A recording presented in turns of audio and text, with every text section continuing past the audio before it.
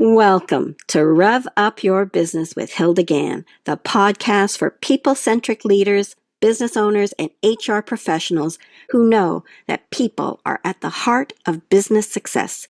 Join me and industry experts as we explore the key aspects of building a thriving company, sharing cutting-edge strategies, impactful insights, and the latest trends to help you ignite your business growth. It's time to rev up your leadership, rev up your success. Let's get started. Welcome to another episode of Rev Up Your Business. Today, my guest is Amy Au. She is the founder and executive coach of Innovate You, and most recently, an international best-selling author. Congratulations, Amy. She is an ICF certified coach and a Fascinate certified advisor who radiates inspiring transformation. Her passion is to empower women leaders in STEM to be authentic, innovative, and future-ready leaders. After working with Amy, her clients gain confidence to pursue what aligns with their values and purpose, strengthen their thought leadership voice, and become better communicating their strategies and decision making.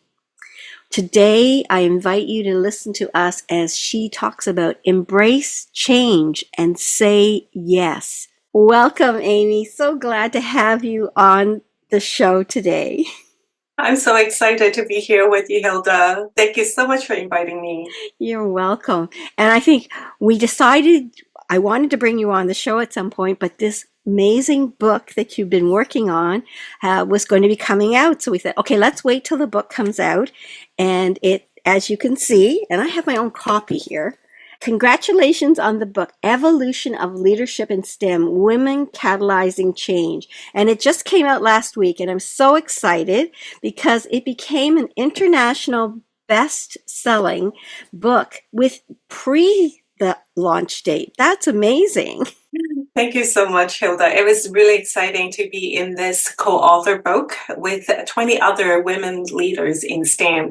And it really gave me a great opportunity to kind of go back and think through the journey that I went through with my leadership development and share out with the world. I got a chance to read the chapter that you're in yesterday, and you and I have a friendship relationship because of the ballet that we love to do for ages, and just reading it just was inspirational and really talked about your journey and obviously gave you a good job to reflect on that journey and how you could share that message to others. Thank you.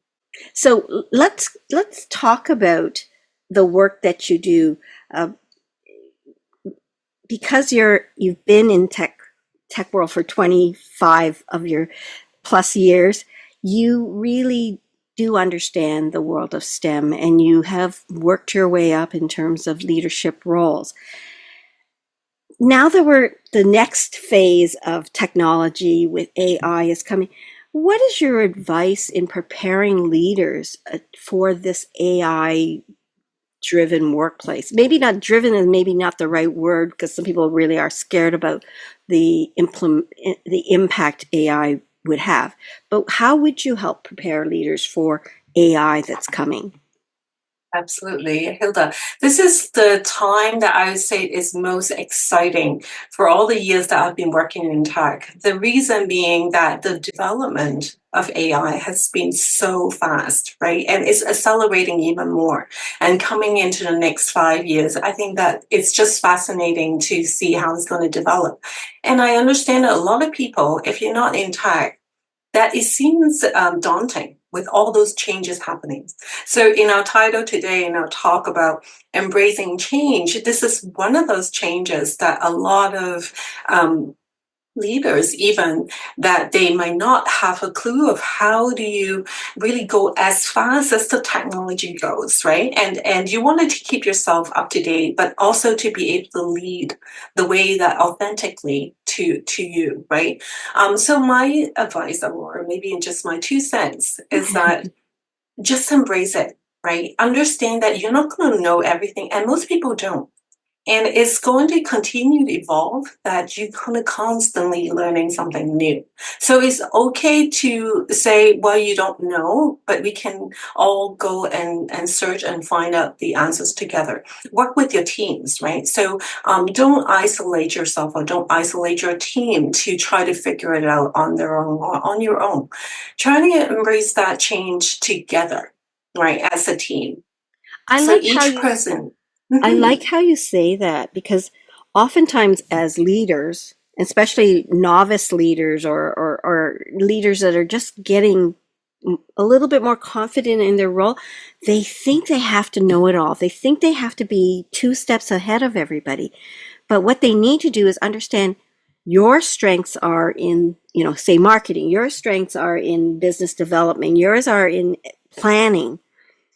Take everybody's strengths and let all of those pieces help build the whole function, right? Rather than thinking you have to have all the answers. And everybody knows everybody doesn't have an expertise in AI. So it's easier to say, let's work on this collaboratively versus, well, I'm the expert in strategy because I'm a senior manager now. If you have that mentality, you stifle innovation, you stifle creativity.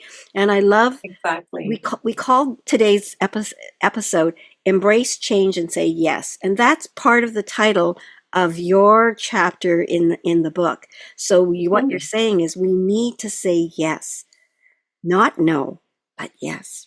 Yes, it's like, so in our innovation, as an innovator term is yes, and there's always something you can add on. So when you have an idea, you can always add on it. So if you say yes first, so don't shut the doors, open more doors, and then figure it out. Right? Just like how AI can help us, we are all learning how it's going to help us to be more efficient, helping us how to be better at our decision making using data, and also to have that technology to help us to be a better leader.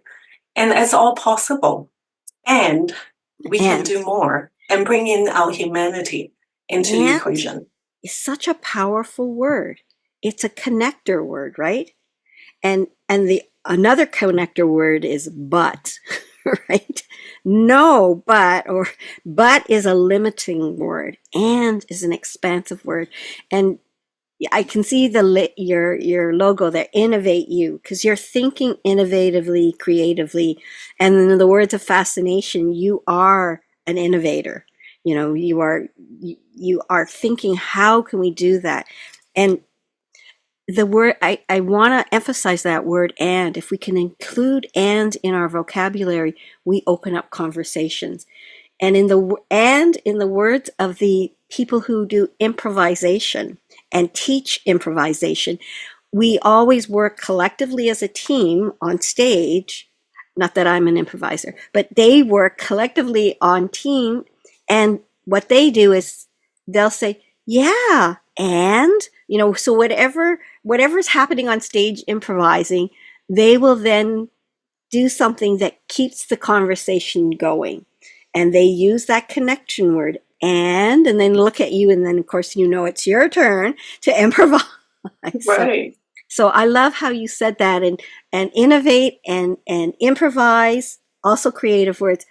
Think about how we can embrace change, because a lot of people aren't. If we look at those statistics, right? What percentages are early adopters? They embrace change, and what are those late adopters who hold back until the next technology has started, and now they're starting to get comfortable with the older technology, which is no longer new, it's now old, and there's a newer technology or a newer idea that's come about in their Yeah, field. and Hilda, I And would also add, this is like, you're never too late to start, right? It's okay if you haven't really started to explore how AI can help you in a day to day, or how it's going to help your career or your work. But it is something that you can always start anytime, right? So, and that is like, just embrace and start doing it now if you haven't started. another thing that I think about when I've had a problem thinking about how to do something, and I get thinking, oh, it can't be done, it can't be done. That's a limiting thing that's going to hold you back. What I say is, how can we make it happen? Right? Because there may still be limitations, but when you shift the question, shift the mindset to, so I know it's going to be challenging. I know it's going to be difficult to adopt AI, but how can we make it happen? That opens the conversation to possibility, right? Yeah, absolutely. And I love that how. The word how helps us, like in a lot of our work as coaches, right? To help them to shift to the positive change. Shifting that mindset to positive takes a lot of thinking of the how, right? If we can figure out how, even just one thing to do, you can shift that mindset. You can shift it to the positive thinking, and then explores, and that opens up lots of new ways of thinking and lots of opportunities as well. I know that AI got off to a bad start when the writer's strike happened and they were worried about their jobs and stuff. That's sometimes people are worried, and we're human beings. We want to survive, so instinctually we'll think kind of negative thoughts. But I was at a dinner the other day with a bunch of colleagues, and we just went on the subject of AI. There was HR, there was marketing, there were IT people in software, and and we just had this excellent discussion. We shared how it affected our not affected how it would impact our industry. We even had healthcare there. So for us to hear each other's perspective of how it could enable us, and then again how it might be be of a concern, that was a really robust discussion, and I loved hearing all the different aspects. So I'm asking you, Amy, what do you feel are some of those enablers that AI will do, as well as some of those things that can feel like it's restricting us? Yeah, I think that's one thing, to use generative AI in particular to help us to be more efficient, right? It definitely can make doing just our mundane work faster, easier, right? So those are really benefiting with us freeing up our time to be able to use that for more higher value work. For example, like strategic thinking or strategic planning. And you can also be able to free up your time to more creativity. Because a lot of times that when we think that, oh, I have no time to create, I have no time to think about like other ideas, it's because that we have all those routine works. But if we can leave those to AI, leave those to technology, and then free our minds up, can you imagine like how much more that we can use that time for creativity work, right? And so even though like AI can help us with some of the creative work, and which is like it's advancing by the minute, right? And it's just wonderful. Those are just enhancing how we do work. It's not going to replace what we do, right? Because I always say, like, we are the people that will create the future. AI does not create a future. And so that's why we have to really embrace this and be able to help our people to develop even more with their leadership skills, having that development along with AI.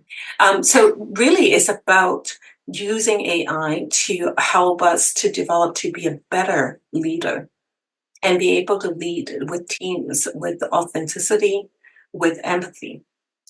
And I think if we look at it as what will it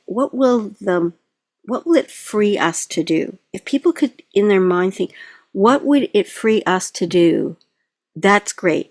I'm a person that when I want to get into something, I want to like I'm a prestige when it comes to fascination, and I continuously improve things. So even when I'm doing a presentation, I will go back and check out all of if there's anything that's changed in the legislation or in the ways of thinking. So I do research. And I love doing research, so I can get lost and I can spend 6 hours in research. And then you all of a sudden you're rushed to do the free stuff. Now that I know all I want, now I get to freely figure out how I want to present it, etc. So now AI has narrowed down my time, because it can, in 30 seconds or 10 seconds, tell me all the areas I need to go to. And then if I need to go to do more research, I don't have to go into 10 places. I can just pick, these are the 3 I want to go, and go in deeper, right? So now, instead of 6 hours enjoying myself, I may be only spending 2 hours or an hour. And now I have 5 more hours to either be more creative or go for a walk or go for, so think about how it's going to enable you from the routine work and free you to do things that you either really need to do or that you enjoy doing. Absolutely. So Hilda, you asked me also, what is the concern, perhaps, right? What is that we have to watch out for? Yeah. One, that we embrace it, the changes is coming fast and fierce, but also to look at it, AI doesn't mean that you can just take it, everything it gives you, right? You still have to question, you still have that critical thinking mind that you wanted to validate. You wanted to make sure that the source that is coming in is valid, right? So you don't just blindly trust everything that you get from the system. And that's very natural for people to think, oh, because now that I can just leverage what it is giving me, then I'm going to save some time. But we still have to check whether it's coming from the right source, but also whether it's biased, right? Because we know everything just starts from data. And if the data itself has bias embedded in it, the answers you're getting is biased, right? So then you need to understand the source of information, and also you wanted to understand how that system, the model is trained, so then it is less biased, right? Now, can we eliminate all the biases yet? No, but we're working on that, right? And everybody should be involved in and working on that together. And there should be the guardrail of how we're going to use the system, how we use AI to enhance our work instead of using that to harm any of the different parts of the society. Yeah, thanks for that. I learned a new term in the last couple of weeks, and it's called hallucinating.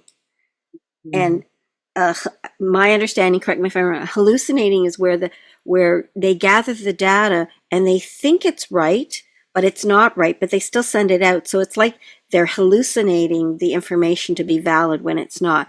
And I said, it was my son the second time around that I heard it. I said, that's not a very good name for hallucinating, because hallucinating, I think, is something a human would do. I don't think a machine knows how to hallucinate. So I said, the term doesn't sound correct. He said, Mom, that's the term they gave, but I still think it's not correct. But I think the fact is understanding what it really means, right? And to question, right? That even though it sounds so real, right? They can make it so real, but it's not, right? But I think some people have the ability to understand truth and fact, and other people just take information they get and believe it to be the truth. So this is the concern. And I know in the field of engineering, when a recent grad looks at information and they follow all the rules and the templates and they bring it to their manager, the manager looks at it and intuitively they know it's not right, and then they change it. Or they'll just say, okay, I know that the catchment basin should be here, here, and here, but that's not right. And he scratches them all out and he puts them wherever. And the young analyst looks and he says, well, why did you make me do this? So could you learn the right way? But then with experience, you need to know like practically where it goes. And so I think that's the analogy between AI and you. You need to learn how to discern that fact from, does it make sense? And do you want to modify it with your experience, of that field as a human being and whatnot. So be wary that fact is just, or data is just data. Information is when we as humans interpret that data. Oh, absolutely. Right? Yeah. So how do you help people learn? You called your company Innovate. You are an innovator. You want to help people innovate themselves. So how do you help them upscale and embrace Mhm. that change and say yes. Right. I truly believe, Hilda, that people are wanting to change, right? And they're in charge of their change, and they decide how they want to change and when they want to do that. And when you allowing the change to happen, that's the most amazing thing. Because as human being, that we all want to be better, right? Everybody's rate is different, like how they want to change and how quickly they wanted to advance is different. So I look at it like case by case. I work with individuals to look at where they're at and look at where they want to be and help them to kind of pave that path and find a way that makes sense to them, find a way that is unique to them, how they would step by step to either learn some new skills, pick up some new habits, to build on it and transform themselves. Right. And I call it the innovate you because everything, if you wanted to innovate with new ideas, what things you do, all start from within. It starts from you to how you look at things differently, how you can expand your thinking. That allows you to have that creativity that you already have, but you just have to draw it out and then bring that to the table and bring it out so then you can become a better version of yourself and at the same time be able to do better work. Whichever profession you might be in, whatever role that you're in, whatever level in an organization that you're in, or you're running your own business. So some people, going back to that curve where they're early adopters and there are late adopters, do you find that late adopters also want to change themselves? Because sometimes one gets the impression that they really are uncomfortable with change. They don't Mhm. know how to change in a way that they'll feel good about themselves. So they would prefer the status quo. So Mhm. what do you find? And Yeah, this is yeah. really targeting those people that are listening, saying, no, no, no, I Mhm. can't do that. Right, What right. is it that you can do to help them, Mhm. or what is it that Yeah, you can tell them to make them yeah, say, yeah, you really yeah. do want this? You know what, Hilda? I think of like as you ask that question and think of, oh, to maybe group them as like the late adopters. But one of the terms that we as Fascinate Certified Advisor knows is that there's people that like to gather a lot of information before they make a decision, Mhm, right? mhm. And I think that there is some resemblance of people that are late adopter because they wanted to observe, they wanted to understand more, they wanted to have all those information first before they feel, okay, finally they realize, okay, maybe now is the time, right? Yeah, So, in order to help those that to realize that yes, this is actually the good time to take that step to change, is that to give them the understanding of what they need to know, right? yeah. Find out what they need to gather first. Find out what kind of information that they need to have to help them to make the decision, right? And to help them to recognize that how much is enough, Yeah. right? How much information, because you can keep on gathering, and without making decisions. So, as a coach, that I find one thing is to help them aware of how much information, what type of information they need to Yeah. help them make the decision. As a leader in particular, that you have to have a boundary. And then at that time that you have to make a decision and make the step, right? So you have to take those first step, which sometimes is scary, but once you do that, then you realize that now what you're doing because it's what you can control of, right? So you can continue to make those step change, and before you know it, you reach your destination. And I would emphasize everybody has their own way of doing things and their own time. And those fascination people who we call mystiques really do like to gather data, but they're proud of it. And or maybe they're too quiet, but once they know that this is their norm, they understand who they are and they embrace that as a superpower, Mhm. right? I've had Exactly. people who are trusts, and they're the ones that want to create stability. They like the Mhm. processes, and they're Right. very, very proud of that. Whereas an Yeah. innovator would say, you give me a process and I feel a little like shackled, little, restricted, And so each of us has our own way of doing things, and finding that helps people in their journey of learning to embrace that more confident, innovative person. Yeah, no, I agree with Absolutely. that. So I know we've talked about leadership as well, and part of that is your book, Leadership, and your role in leadership. What would you say are some of the key leadership skills people should develop?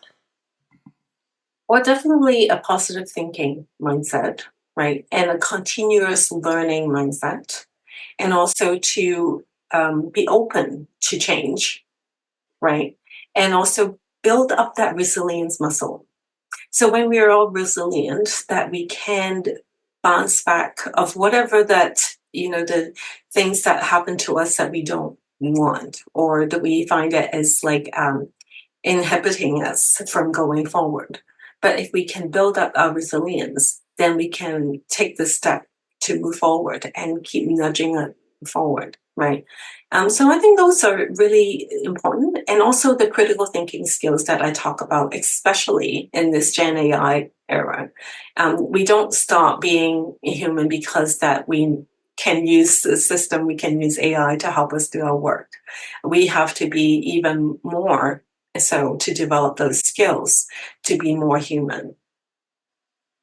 And I like the way that you use the term muscle, because when we think about it, Mhm. when we exercise, when we do things over and over, we get better at it. Our muscles get stronger, they build, and the idea of using the term muscle to help. Whatever you do, the more you do it, the better it becomes naturally and instinctively.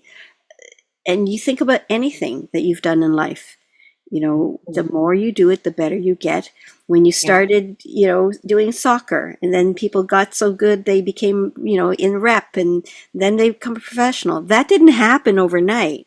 That took a lot of hours of using that muscle, building, honing, increasing that skill. So whatever you do, it might be scary at first, but the more and more you do it, the easier and easier it becomes. I still remember when I first started teaching. I loved teaching. I wanted to teach, and the first time I went up to speak to a group of 5 people, I had butterflies in my stomach. My heart was palpitating, and then I mastered 5.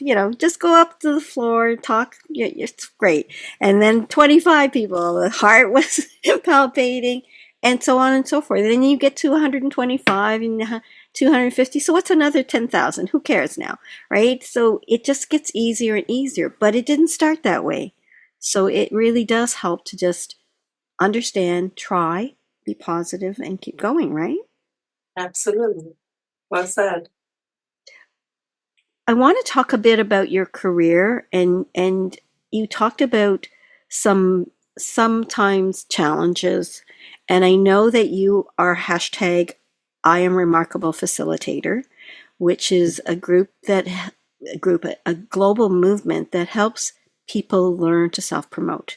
You got me onto it, so I'm now a hashtag I'm remarkable facilitator, and I got you onto Fascinate. So now you are a Fascinate certified advisor, and we just keep supporting each other on our careers. But tell me any anecdotes you want about your career from, Mhm. starting off as a young programmer to really Mhm. building your muscle, your abilities in a Mhm. senior role in Yeah. innovation Yeah. in a tech driven area of your company. Right. Right. Absolutely.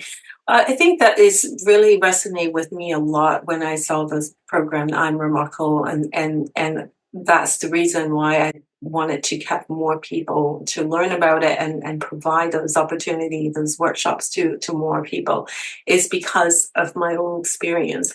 I think in the first 10 years of me working in the tech sector, I find that I'm always the lone voice. There's all pretty much all male dominated in the areas, and I find myself like just trying to look down and do my own work. And I thought, well, I'm so new. I probably don't know a lot of things, so like I better not say anything, not voicing my opinion much. And that really took me a long time to recognize that it's not going to do me any good. I probably have delayed my development of my career because of that.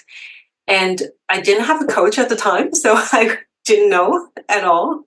And so looking back, I missed those opportunities because that I would not speak up. I would not share out what I have accomplished, except the point that, I write it on my performance review pretty much, right? Yeah. And maybe one or two people know, right? So when I saw this program that can really help people understand why it's so important to have your accomplishments shared out and have that confidence built through those exercise. And I really find that is going to make a huge difference for people that are starting in their career, especially women in STEMs, to recognize their ability to lead, to become a good leader early on. So don't wait for that, right? Mhm. So that's where it draw me to the work, draw me to the volunteering work that I wanted to continue to build and help more people to understand the value of it. Thanks. What's next for you? That's a big question, Hilda. I know you I just know this give me, is, you just yeah, had your book out for a week, so now I'm asking you right. what's next. Right, and then also this is the time of the year, right? Yeah, yeah. That we always like to think of, okay, we're wrapping up this year, so what is next? I think I like usually that's how I am, right? Living my life is to take one step at a time. And I do wanted to promote more of my book because I strongly believe those stories, not just my own, but the other women leaders' stories are inspiring. They are going to help a lot more people. So I want more people to know about it. I'll definitely promote more of that. And I also wanted to do more of the speaking engagement in the new year. So then I get in front of more people that they can learn from or exchange ideas with me of what I can learn from them as well, because those would be great opportunities to exchange and have those dialogues. And also, I want to continue my work with understanding, learning how I can leverage AI, but only if it can benefit my clients. So I've taken courses this year to embrace that learning how to use AI in coaching can help. And also to bring that to more people to understand how it can complement the work that we do, but not replacing the work that we do as coaches. Yeah. So I think that to me is really about be more bold next year. It's kind of like taking my courage into the next level and be able to just face whatever comes, right? And be able to say yes to more opportunities and to embrace those moments of change, which I know is like going to flood over like to all of us, like when we turn over to 2025 on our calendar on day one. As I was this time of year, as I'm thinking about 2025, yeah, that's a nice number. And then I said, wait a minute, Mhm. we're starting the next quarter of a century. Like, what I happened? know. Like, it seemed like we turned the century not too long ago, and now we're a Yeah. quarter of a way into it. So I think there'll be a lot of deeper thinking, like, okay, what did I do for the last 25 years? And where do I want to go? And I love how you tie that into embracing change and saying yes to yourself. You are the role model and you want to help others. And if I can tie that back into hashtag I'm remarkable, why do you want to self-promote? And as we learn and as we share with others as facilitators, you promote because when you are positive about your accomplishments and yourself, you actually start to feel better about yourself. So that's one thing. But the other reason is that you inspire others because they'll say, oh, I want to be able to do that one day. Or they've had the same journey as me. I'm validating myself. So we are inspiring others when we share. And then the third reason is because it helps us with our next steps. And I love how you say, I am going to be bold in 2025. So I think, okay, I can be bold too. We will be bold together as we go through our journeys of just being better and being better for others. How do people get a hold of you, Amy? Oh, there are many different ways, but I would say, I love to connect with people on LinkedIn. So find me on LinkedIn. My name is Amy Au, A-M-Y, first name, last name is A-U, and you can find me there. And also my website is innovateu.ca. You can find me there. And also you can send me an email, amy@innovateu.ca.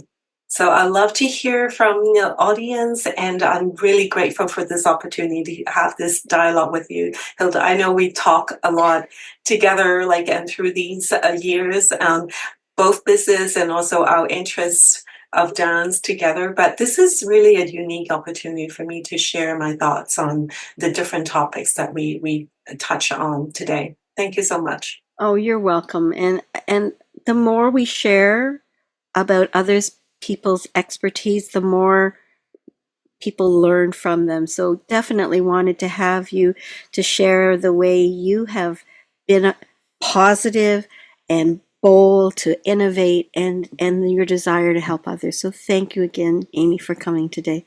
Really enjoyed having this opportunity to have you on my show and to share your expertise, wisdom, and your courage. Thank you, Hilda. Thank you. And to those of you who've listened, if you like it, give it a thumbs up. Comment in the comment section. And if you like what you've heard and you're thinking, wow, there must be other people Hilda's invited, I have. And so subscribe and join my Rev Up Your Business podcast. Thanks a lot. Have a great day. Thank you for tuning in to Rev Up Your Business with Hilda Gann. Be sure to like, comment, and subscribe to our podcast on YouTube and Spotify to stay up to date with all of our latest episodes. For more HR tips, strategies, and to learn how you can create a people-centric workplace, visit our website at peoplebrightconsulting.com.